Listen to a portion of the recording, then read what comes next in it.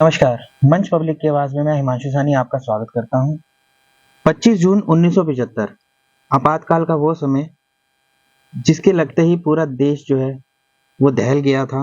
उस वाक्य को 49 साल पूरे हो चुके हैं। आज हमारे साथ स्टूडियो में मौजूद हैं श्री ओपी बब्बर जी, जो कि तिलक नगर विधानसभा क्षेत्र के पूर्व विधायक हैं और लोकतंत्र सेनानी संघ के राष्ट्रीय उपाध्यक्ष हैं। सर, बहुत बहुत स्वागत है आपका हमारे स्टूडियो में।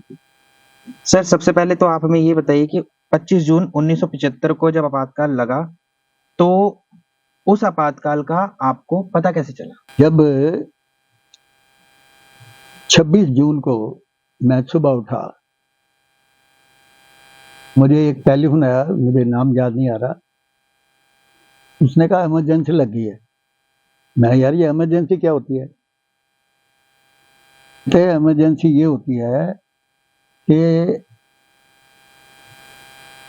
सब कुछ बंद और आप आवाज नहीं निकाल सकते, आप बोल नहीं सकते, सरकार के खिलाफ एक शब्द नहीं कह सकते। और यहाँ लगता है कि सिर्फ इंदिरा गांधी के अलावा कोई लीडर ही नहीं है।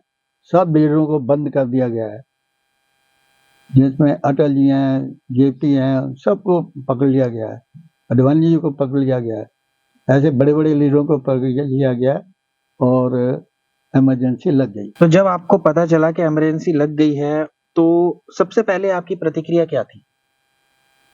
मेरी सबसे पहली प्रतिक्रिया ये थी, इस देश में स्वतंत्र देश है, अपना कॉन्स्टिट्यूशन है, इन्होंने कॉन्स्टिट्यूशन को ढक के रख दिया जी। एक तरफ फेंक दिया, रद्दी की टोकरी में फेंक दिया। और इस किस्म का इस देश में आज से पहले कभी इमरजेंसी लगी नहीं थी और लगनी चाहिए भी नहीं। इमरजेंसी होती है कहीं देश के साथ कोई झगड़ा हो जाए, कुछ और हो जाए, तो वहाँ इमरजेंसी क्या है। ये अपने लोगों के ऊपर इमरजेंसी लगाने का कोई फायदा ही नहीं। लेकिन मुझे ये पता लगा कि न्यायालय के आदेश का उल्लंघन करके अपनी सत्ता को बचाने के लिए तत्कालीन प्रधानमंत्री श्रीमती इंदिरा गांधी ने आपातकाल लगाकर लोकतंत्र की हत्या करके तानाशाह बन गई है। बिल्कुल। प्रेस, समाचार पत्र, मीडिया की स्वतंत्रता एवं आम देशवासियों के मौलिक अधिकारों पर प्रतिबंध लगा दिया गया है। उस समय लोकतंत्र की रक्षा के लिए अनेक सामाजिक संगठनों व कुछ राजनीतिक दल आगे आए एवं श्री लोक नायक जयप्रकाश नारायण के नेतृत्व में राष्ट्रीय स्वयंसेवक संघ के निर्देश एवं पूर्ण सहयोग से आंदोलन चलाया गया और लोकतंत्र को बचाने के लिए लगभग 1.5 लाख लोगों ने सत्याग्रह करके गिरफ्तारी देकर जेलों में गए। इसके अलावा जो लोकल लीडर थे जी, जैसे कोई कॉर्पोरेशन का मेंबर था, कोई बीजेपी का ऑफिस बेरर था और कोई एमपी था, कुछ था, वो सारे लोकल लीडरों को भी गिरफ्तार कर लिया गया और हालत बड़ी खराब थी। एक प्रकार से त्राही त्राही मच गई और हमने देखा कि ये तो एक इस देश के लिए बहुत बुरा हुआ है हमारे लिए जी। और इसको बचाने के लिए हमें हर कदम उठाना चाहिए और सबसे पहले संघ इसमें आया, उसने सत्याग्रह किया और हमें तो घर से ही ले गए थे पकड़ के, जैसे दूसरे लोकल लीडर थे और मेरे को पकड़ के ले गए थे जी। तो ये स्थिति बनी हुई थी। तो जैसा कि आपने बताया कि आपको घर से पुलिस जो है वो लेकर चली गई थी, तो आपकी गिरफ्तारी जो है वो शुरुआत में हुई थी या सत्याग्रह के दौरान आपको पकड़ा गया? नहीं, बाद में हुई थी। अच्छा जी। हाँ, तो घर से ही ले जाते हैं। ठीक है। हाँ, मैं सत्याग्रह करके नहीं गया था। ठीक है। हाँ, घर से शुरुआत में मतलब मेरे को तो एज ए मैं कॉर्पोरेशन का मेंबर था इसलिए ले गए थे। अच्छा। और ये चार्ज लगाया था कि ये दूध के डिपो में जाके लोगों को भड़का रहे थे जी, इंदिरा गांधी के खिलाफ जी, और इसलिए आपको गिरफ्तार किया गया था। तो जब आपको गिरफ्तार करके जेल में ले गए थे तो जेल के अंदर का माहौल कैसा था, उनका व्यवहार आपके लिए कैसा था? देखिए जेल क्या, जैसे ही अंदर गए हम जेल के, तो उन्होंने एक हमारे हाथ पे ठप्पा लगाया, चेकिंग की, और चेकिंग करके हमें अंदर ले गए, बहुत देर तक खड़े रहे। जी। फिर उन्होंने काफी फॉर्मेलिटी पूरी करके हमें जेल में डाल दिया। सबसे बड़ी दिक्कत ये थी, एक दिन खाना नहीं पूरा मिला जी। कुछ खाने को नहीं दिया, और अगले दिन जो दिया तो चपाती दी और उसमें दाल डाली, वो दाल में एक दाना भी दाल का नहीं था, पानी पानी। और इधर से ग्रास लगाते थे तो दाल उधर को इधर को घूमती थी, यूं करके खाते थे तो इधर को घूमती थी जी। और इस प्रकार का खाना मिला हमें, और ये खाना बहुत लगातार चलता रहा। और कोई मैंने देखा कि कोई बीमार हो गया तो उसको दवाई नहीं मिली, कई लोग दवाई के चलते उनकी डेथ अंदर हो गई जी। कई लोगों को इतनी तकलीफ है, कोई डॉक्टर मुहैया नहीं किया गया। और ये भी आप देख लो कि नहाने का प्रबंध नहीं था, कोई प्रॉपर शौचालय नहीं था जी, कोई किसी किस्म का अरेंजमेंट नहीं था, और इस तरीके से रखा गया जैसे कि हम कोई ऐसे लोग हैं, कोई चोरी करके आए हैं, कोई ठगी करके आए हैं, कोई बदमाशी करके आए हैं। जैसे वहां रखा जाता था ऐसे हमें वहां रखा गया, और हमारी दिन और शाम को हाजिरी लगती, कैदी नंबर फलाना, ऐसे आवाज लगे बोलते, और हमें तो बड़ा, हम तो एडजस्ट ही नहीं हो पाए थे वहां पर जी। कम से कम मेरे को तो एडजस्ट करने में कम से कम 10 दिन लगे, सिर्फ एडजस्ट करने में। फिर हमने वहां पर एजिटेशन की, सबने मिलकर, उसमें भी लाठीचार्ज किया उन्होंने।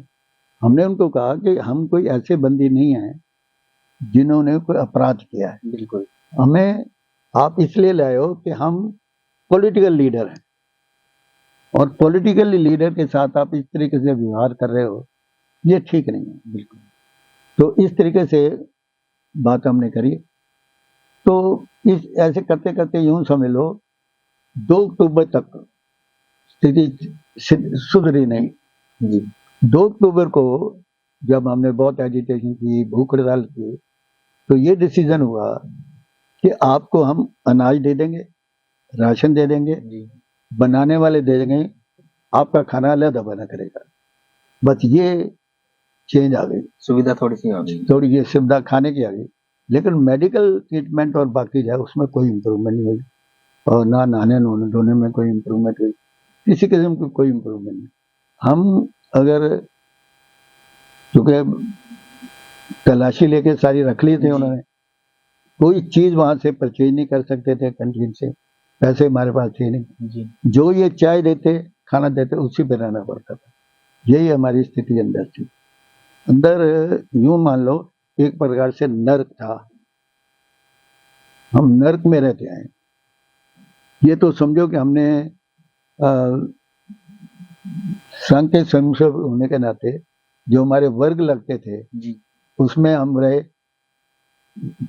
और उसमें एक प्रकार से तपस्या होती है, सारा दिन तपस्या करनी पड़ती है, खेलना पड़ता है, कूदना पड़ता है, धूप में बैठो, इधर सब करना पड़ता है। तो उससे थोड़ा सा ये हुआ कि हमें जेल में रहते हुए एडजस्टमेंट थोड़ा जल्दी हो गई, लेकिन जो लोग और आए हुए थे हमारे अलावा, संघ के अलावा, वो बहुत परेशान थे। वो इतने परेशान थे कि यूं समझ लो आप, उनके पसीने ही आते रहते थे जी। मैं देखता है, मैं नहा के कहते नहीं जी पसीना आया। तो ये स्थिति में ये बहुत ही बुरा हालत है, इतनी बुरी हालत में आपको बता नहीं, कोई सफाई का प्रबंध नहीं, कोई किसी किस्म का सही प्रबंध नहीं था, इस स्थिति में हम थे। तो जैसा कि आपने बताया कि जेल में बहुत ही कठिनाई और बहुत ही बुरा बर्ताव और परिस्थितियां जो थी बहुत बेकार थी, तो जेल में तो आपने ये सब सहा, और आपके जेल में रहते हुए जो आपका परिवार बाहर था, उनको कितनी कठिनाइयों का सामना करना पड़ा? देखिए, जहां तक मेरे परिवार का सवाल है, वैसे संघ ने जो ऐसे लोग थे उनके घर में राशन और बाकी पहुंचाया था जी, परंतु मैंने मैम को ये मैसेज दिया था, आपने कोई चीज नहीं लेनी, हमारे पास गाड़ी है, स्कूटर है, जीप है, इसको बेचो। बिल्कुल। और ऊपर जो फर्स्ट फ्लोर है उसको किराए पे दे दो। तो हमने ऊपर का पोर्शन फर्स्ट फ्लोर 325 रुपए महीने पे किराए पे दे दिया और उसी से हमने अपने एडजस्ट करके घर को चलाया, गुजारा किया। और स्कूटर भेज दिया, जीप भेज दी और कार भेज दी। उससे जो पैसा आया उससे अपना घर चलता रहा। जब तक मैं आया तो तीनों चीज़ें नहीं थी, कुछ और भी घर का सामान था, सोना वोना वो भी बेचा, लेकिन हमने किसी से कोई इमदाद नहीं ली। मना किया कि नहीं, हम इसको झेल लेंगे। और तनख्वाह उसी दिन से हमारी बंद भी हो गई जी। तनख्वाह मिली नहीं। तो इनफैक्ट उन्होंने हमारा जो सोर्स ऑफ इनकम है उसको भी बंद किया।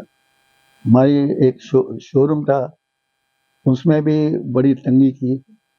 यहाँ के जो वर्कर थे कांग्रेसी, वो आते थे, वो कहते हैं 25 रुपए का झंडा और 100 रुपए का डंडा सब दुकानदार को देना पड़ेगा। जबरन लेके जाते थे। जो दुकानदार नहीं देता था उसकी शिकायत कर देते थे कि ये बीजेपी का है, ये संघ का है, ये बदमाशी कर रहा है, वो कर रहा है, और उनको पुलिस पकड़ के ले बंद कर देती थी। तो लोगों ने ये चंदा बंदा फौरन दिया, डर के सब चंदा दे दिया उन्होंने। तो बहुत दिक्कत हुई। तो हमारे यहाँ दुकान पे गए तो हमें तो पता था कि हम बीजेपी के हैं, जनसंघ के हैं। तो मेरे से पूछा, मैं कहा बिल्कुल ना देना। तो मैंने, मेरे फूफा जी ये इंदिरा गांधी के ट्रांसपोर्ट के इंचार्ज थे जी, मैंने उनको मैसेज दिया, मैसेज घर वालों का कि उनको लो दिया। वो आगे दुकान पे बैठ गए, उन्होंने फिर उन कांग्रेसियों को अच्छा सुनाया और हम बच गए इसी चक्कर में, और साथ में हमारे दुकानदार भी बच गए। बिल्कुल। तो ये जरूर हुआ, लेकिन स्थिति भयंकर थी वहाँ। मतलब कोई ऊंचा सांस मिलने के लिए भी लाइन पे लगो। पहले तो मिलने नहीं देते थे जी, फिर मिलने देना है तो उसमें एक दिन जाके लाइन पे लगो, एप्लीकेशन दो, दूसरे दिन आपको परमिशन मिलेगी। और इस तरीके से मलाई होती थी। और घर वाले जो आते तो इतने परेशान आते थे, सुना ही नहीं जाता था। पर मैं उनको ये कहता था, देख लो, अगर सुख के दिन नहीं रहे तो ये दुख के दिन में रहेंगे, कट जाएंगे। आप प्रभु का नाम लो, उस अंतर्यामी है, माता का नाम लो, जिसमें भी आपकी आस्था उसका नाम लो। वो ऐसी कुदरत है, वो अपना नियम खुद तय करती है, ये काम हो जाएगा। परंतु ये बात पक्की है, हमें अंदर ये रोशनी थी। उन दिनों में एक रशिया की पिक्चर दिखाते थे, वो कैसे लोगों को मारते हैं ये दिखाते थे। तो उससे ये हुआ, भय का वातावरण आ गया। हम सबके मन में आ गया था पक्का कि हम बाहर नहीं जा सकते। जो मर जाएगा उसको थैला में हड्डियां दे के, थैला, हमारा नाम था थैला रही करेंगे। तो ये कर दिया। लेकिन अंदर हम जो कैदी थे, हम आपस में बड़ा प्यार से रहते थे। मतलब ज्यादातर ऐसे थे, मैं भी था उनमें, जो प्रभु की कृपा थी, खाने को अच्छा आ जाता था। तो वो हमारे पास जो फ्रूट आता या कोई ऐसी चीज आती तो हम बांट के खाते। बिल्कुल। लेकिन जो बेचारों को आता नहीं था, उनको भी थोड़ा सा सहूलत मिलती। लेकिन वो दिन याद करके मेरे तो रोंगटे खड़े हो जाते हैं कि यार ये जेल होती क्या है। मुझे प्रभु ने कृपा करी, मैंने अपना दिन मेरा यूं निकलने लग गया। मैंने वहां पर योगा करना है, पद्मासन पे बैठ जाता, पाठ करता रहता, और खाने के टाइम खाने का फिर पाठ पे बैठ जाता जी। दोपहर को फिर हम धार्मिक चर्चा करते। तो इस तरीके से लगा। मुझे कई बार किसी ने कहा जी मुझे टाइम दे दो, मैंने वही आज तो मेरे पास टाइम नहीं है, मैंने सब बुक के कल दूंगा। और मैं इतना बिजी अपने आप को कर लिया, और हमारा दिन ऐसे निकलने लगा। जी, आपने जिस तरीके से बताया कि इस तरीके की परेशानियां और दुख जो है वो आपने और आपके परिवार ने सहे, तो आज के टाइम पे कांग्रेस और अन्य दलों का कहना है कि सरकार जो है वो संविधान को ठीक से नहीं चला रही है और उसकी हत्या कर दी गई है। तो इस बारे में आपका क्या कहना है? देखिए, मैं सच बताता हूँ, इस बार जो वोट बीजेपी को कम सीटें आई हैं, उसका मेन कारण यह है, ये प्रचार, इमरजेंसी का प्रचार, और कॉन्स्टिट्यूशन को ये खत्म कर देंगे और फलाना कर देंगे, ऐसे झूठ बोल बोल के लोगों के दिमाग है। लेकिन जो जिन लोगों की उम्र आज 50 साल है या 55 साल है या 60 साल है, उनको तो पता नहीं इमरजेंसी होती क्या है। बिल्कुल। और जो हमारे साथ हुआ, मैं आपको बताऊं, बहनें रोती रहेगी राखी के लिए बाहर, उनको राखी बांधने नहीं दिया गया। और उन्होंने इतनी गालियां निकाली इंदिरा गांधी को, तेरा कुछ न रहे, जो भी स्यापा किया वहां बाहर, बिल्कुल। लेकिन राखी नहीं बांधने दी। क्या था, आपने राखी लेके दे देते, बिल्कुल। एक हाथ आगे करके राखी बंधवा देते, लेकिन इतना मतलब में सेंस ही नहीं थी, इतने वो कड़े कानून बनाए होते, राखी तक नहीं बन ली, बहनों को नहीं मिलने दिया, ये स्थिति थी। अब अंदाजा लगाइए इस स्थिति में क्या हो सकता है। मैं आपको एक अपनी तरफ से कुछ बात बताना चाहता हूँ। इंदिरा गांधी ने क्या किया, कांग्रेस ने क्या किया, इमरजेंसी के बाद कॉन्स्टिट्यूशन जब खत्म किया तो पार्लियामेंट के मेंबर 5 साल के लिए चुने गए थे जी। उसको चेंज करके 6 साल कर दिया अपनी तरफ से। क्योंकि तो कॉन्स्टिट्यूशन खत्म था, बिल्कुल। राष्ट्रपति रिजाइन करे और 6 साल कर दिए, वही पार्लियामेंट के राज है। अब ये कभी इस देश में कभी मेरा न हुआ है न होगा। बिल्कुल। 6 साल कर दिए, एक आदमी 5 साल के लिए चुनो, 6 साल चुना हो जाएगी। पब्लिक कहाँ से आई, पब्लिक को तो उन्हें बंदी बनाया हुआ, तो पब्लिक ने कहां से चुन लिया, 6 साल कर दिया। और अखबारों के बिजली काट दी, और जो अखबार एक लाइन भी लिखे वो बंद कर दिया। इंडियन एक्सप्रेस को तो बिल्कुल बंद ही कर दिया। ऐसे जो अखबार थे अच्छा लिखने वाले, ऐसे जो कुछ अच्छे राइटर थे जो अपोज कर रहे थे, नायर साहब एक थे और ऐसे और भी कई थे, उनको भी बंद कर दिया। उनका दोष इतना था कि उन्होंने सही लिखा कि ये इमरजेंसी नहीं होनी चाहिए, उन्होंने सच को सच लिखा तो अंदर चले गए। तो ये स्थिति ऐसी बनाई थी इन्होंने कि डर का वातावरण रहे, लोग बोले नहीं Indira is India, India is Indira, ऐसे चर्चा करते थे कि जो हिंदुस्तान है वो इंदिरा है और कुछ नहीं, Bharat is India, Bharat is Indira Gandhi. तो इस किस्म के प्रचार ये हुए थे। और जो कोई उनके 10 पॉइंट और 4 पॉइंट ये कहे कि मैं इसको एग्री करता हूँ, तो उसको रिहाई कर दे। मेरे फूफड़ जी ने मुझे भी कहा लेटर, तो वो उन्होंने मुझे कहा तुम क्यों ऐसा अंदर पड़ा हो, मैं जो हूँ अब लिख के दो। मैं लिख के तो नहीं दूंगा, तो मेरे तो पहले ये बताओ मेरा गुनाह क्या जो आपने कसूर क्या? मेरा कसूर नहीं तो मैं तो लिख के नहीं दूंगा। और मैंने पूरे 19 महीने काटे, और मैं अपना जब आया तो ऐसा लगता था जैसे कि हम कहीं किसी स्वर्ग में आ गए, क्योंकि वहां तो इन्वायरमेंट ऐसे थे, लैट्रिन के और दूसरे तीसरे के। घर में आते लगा कि बड़ा कमाल हो गया, हमने खाना खाया तो लगा यार ये तो कमाल ही हो गया, फिर हम पार्टी के काम पे लग गए। तो ये तो इन सब चीजों को करने के बाद आपके अनुभव से आपको क्या लगता है कि उस समय के कार्यकर्ताओं में और आज के समय के कार्यकर्ताओं में क्या अंतर है? जहां तक तो स्वयंसेवक का सवाल है, जो कार्यकर्ता स्वयंसेवक हैं से पार्टी में, उनमें कोई फर्क नहीं, वो आज भी देश के लिए मर मिटने के लिए तैयार है जी, उनमें कोई अंतर नहीं आया। लेकिन कुछ पार्टी का जो विस्तार हुआ, इसमें कुछ दूसरे दल के लोग भी आए, शामिल हुए जी, तो पार्टी में इस चीज की दिक्कत आई। हमारे कार्यकर्ता भी कहते हैं ये क्या बात हुई, नहीं तो हमारे यहाँ ये होता था टिकट दी जाती थी, मांगनी जाती थी जी, और फिर थोड़ी देर भी थोड़ा सा काम करे तो लोग कहते हैं ये टिकट दो।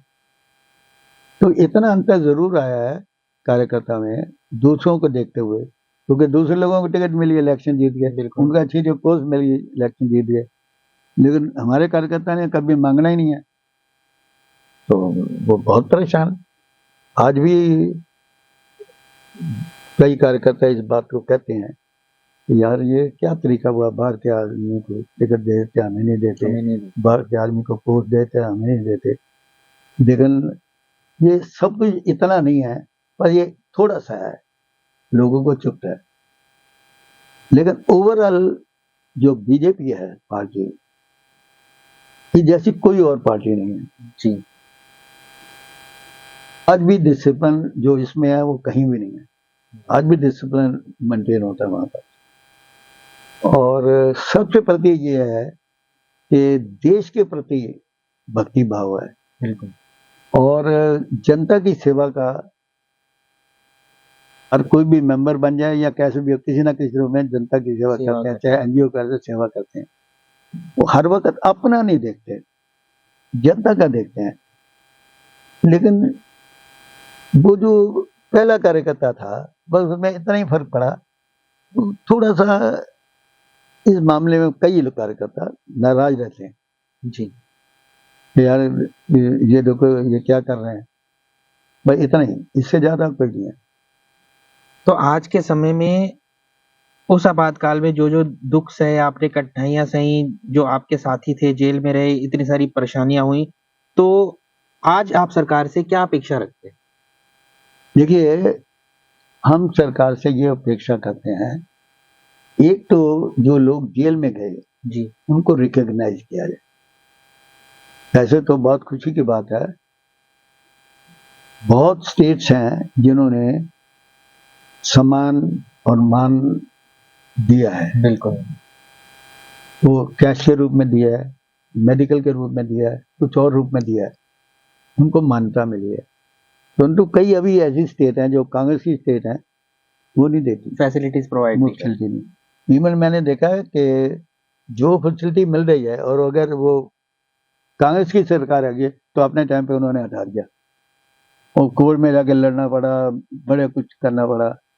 और ये जो हमारी लोकतंत्र सेनानी संघ जो है जी, जो ऑल इंडिया का है, उसके झंडे के तले ये बहुत सारा हमने जिसे कहना चाहिए डॉक्टर सत्यनारायण जैतिया जी जो पूर्व सांसद थे, और वो हमारे संरक्षक हैं, और कैलाश सोनी जी हमारे चेयरमैन हैं। तो दिल्ली में जहाँ तक सवाल है, राजन ढिंगरा जी हमारे अध्यक्ष हैं, राजपाल सपड़ा जी वो हमारे महामंत्री हैं। और इनके साथ जो टीम है वो बहुत ही अच्छे ढंग से काम कर रही है, और इस तो लगातार सरकार के साथ भी उठा रही है। मुझे भी अवसर मिला प्राइम मिनिस्टर जी को मिलने का जी, तो मैंने उनको कहा जी हमने तो कोई अपराध नहीं किया था, अगर हम आरटीआई लगा के पता करते हैं तो वो तो हमें देशद्रोही लिखा हुआ है वहां पर, इसको तो ठीक करवाइए। मैंने भी उनको कहा अब क्या होता है ये नहीं क्या जा सकता, क्योंकि इनमें टाइम लगने वाली बात है। उस टाइम में तो देशद्रोही गिना जाना था कांग्रेस के टाइम पे, अब तो देशद्रोही नहीं गिना जाना चाहिए, ये हमने रखा उनको। हम देखते हैं वो कुछ ठीक होगा, आगे हालात ठीक हो गए। और जो बाकी स्टेट्स में अभी जो मान नहीं दिया जाता, सम्मान नहीं दिया जाता, या उनको किसी को वहाँ की सहूलत नहीं जाती, हमारी लड़ाई लड़ रहे हैं हम, वो मुझे पूर्ण विश्वास है कि हम उसमें जीतेंगे। और जो जिनको अभी तक कोई सहूलत नहीं दी जाती उनको भी सहूलतें दी जाएगी। जी, बहुत बहुत शुक्रिया आपका। तो दर्शकों, देखा आपने कि 1975 में जो आपातकाल लगा था, जो इमरजेंसी लगी थी, किस तरीके से देश जूझ रहा था और कितनी कठिनाइयों का उस टाइम लोगों ने सामना किया था। तो हमारी भी सरकार से यही अपेक्षा है कि जिन लोगों ने जेल में दुख सहे थे, कठिनाइयां सही थी, उनके परिवार ने इतनी कठिनाइयां सही थी, उनको प्रॉपर मेडिकल फैसिलिटीज मिलनी चाहिए। क्योंकि कुछ लोग जो आज की डेट में मौजूद हैं, कम से कम उनके लिए सरकार को कुछ ना कुछ सोचना चाहिए, जिससे कि आने वाले जो जनरेशन है उसको इसके बारे में पता चले और कभी भी इस तरीके की परिस्थिति जो है वो देश में पैदा ना हो। सर, बहुत बहुत शुक्रिया। Thank you.